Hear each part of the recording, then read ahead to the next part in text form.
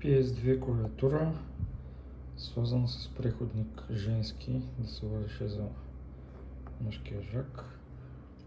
Кабел е клъцнат и е изкаран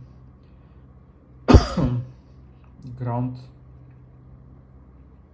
Power Clock и Data. И за клока и за дейтата вързани проби осцилоскопски. И как изглежда, може да го спрем сигнала. Малко да го зумнем. 11 бита, т.е. 11 пулса нагоре клока и тук това е дейтата. Битовете. Вързано е за Interrupt Request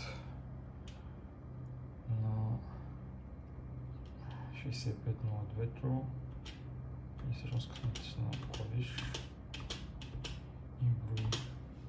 Само че брои повече от 11, защото има няколко сигнала, които предава всеки един клавиш. Това е In the Making. Неработещо очискам.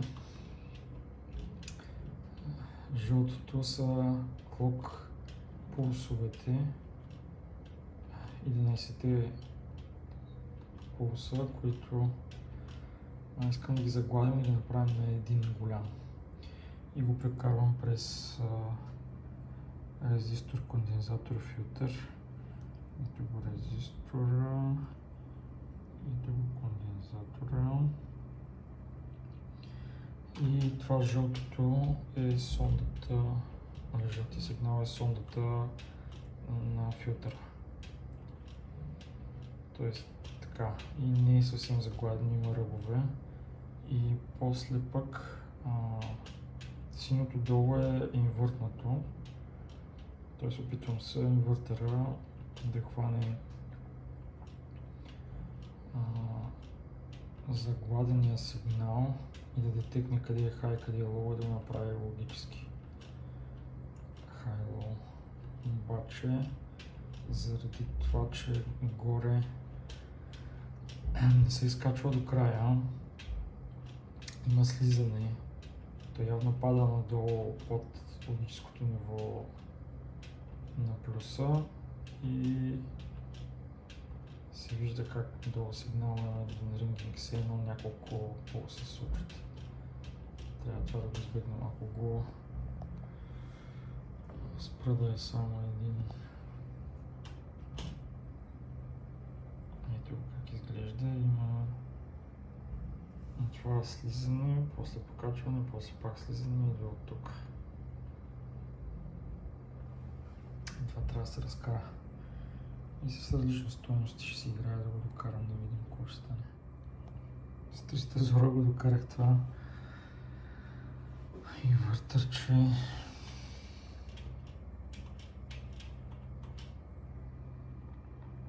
Иначе пак като схемата на Бенитър минава през филтър, т.е. клока, който е жълтия сигнал, минава през инвъртър, който го връща обратно. После оттам зареждаме един кондензатор през диод и го разреждаме през резистор. Значи кондензатора го разреждаме през диод. И го разреждаме през резистор. После имаме втори пас, който зареждаме втори кондензатор, обаче през индуктор, през намотка. И вече този сигнал изглежда... Момент, само да сменя сондата. Този сигнал през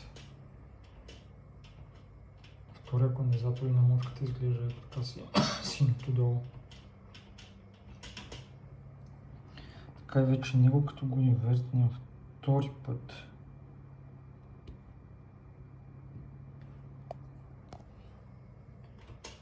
вече е долу силен сигнал, който не е идеален, ще видим дали ще работи, но интерруптите като ги боря през процесора, са карта на 3, което в принцип мисля, че трябва да е правилно. Тоест 3 скан кода, мисля, че изпраща.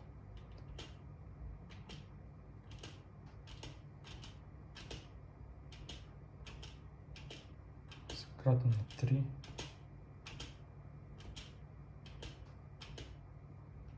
Така че би трябвало да работи. Правих на схема малко по-добре да го илюстрирам. Нали? Първо имаме инвертъра с този входящия сигнал от клавиатурата, клока на клавиатурата. След инвертъра това е сигнала, т.е. където има опад е нагоре и така обратно. След веригата с резистора, кондензатора и диода има не така назъбеност. Ето сега ще покажем на осцилоскопа. Само да вържа правилно сондата. Трябва да е тук. Ще го хвана. Да. Ще пусна символ. И тук как изглежда. Това е след диода, кондензатора и резистора. След това минава през намотка и кондензатор. Изглежда малко по-заоблено. Сега ще го вържа и там. Първо да го рестартирам. Казвам го след намотката.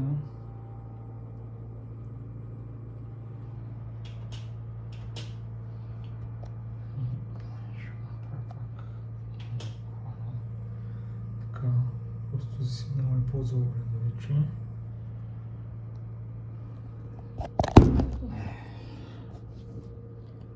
Сигнал е по-заоблен. Как изглежда, това е след кондензатора на намотката и после има още един инвертър и вече е последната фаза. Да го покажем него.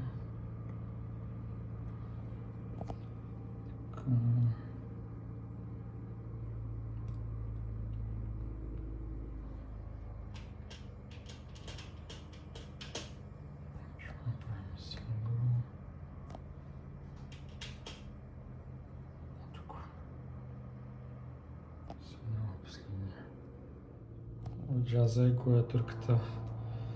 Трябваше ми ревайринг на дисплея с течните кристали, че трябваше да влезне в 4-бит мод, за да мога да го вържа с BitShift регистрите, с интерфейса, който идва от клавиатурата. И сега няма да мога да влезне и дисплея и клавиатурата. Малко зорлям. Така, също влезне и снимки. Изписва се. Много от нещата не работят, трябва да се оправи.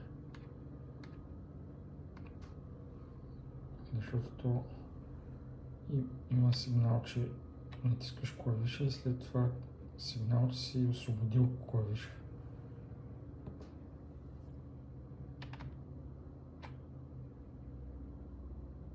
Тук нещо дори малко бърка и тук е възможно да има проблем с тайминга.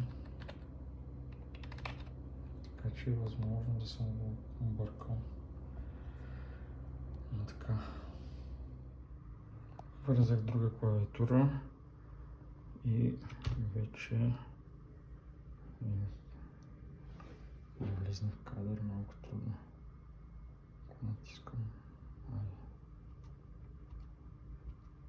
Да, вече релиз сигнала, че спирам да натискам.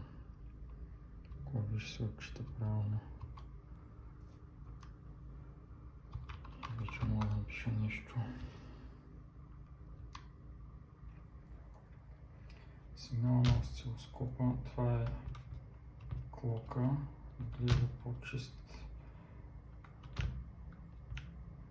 И ако зумаут на още. Да, има разстояние между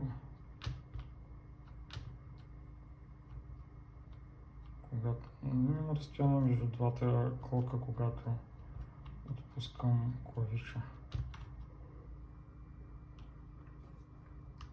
И това всъщност ни спасява, защото предната клавиатура много близко бяха двата клок сигнала и всъщност моят филтър, ако го сумна пък сега, не, обратното направих.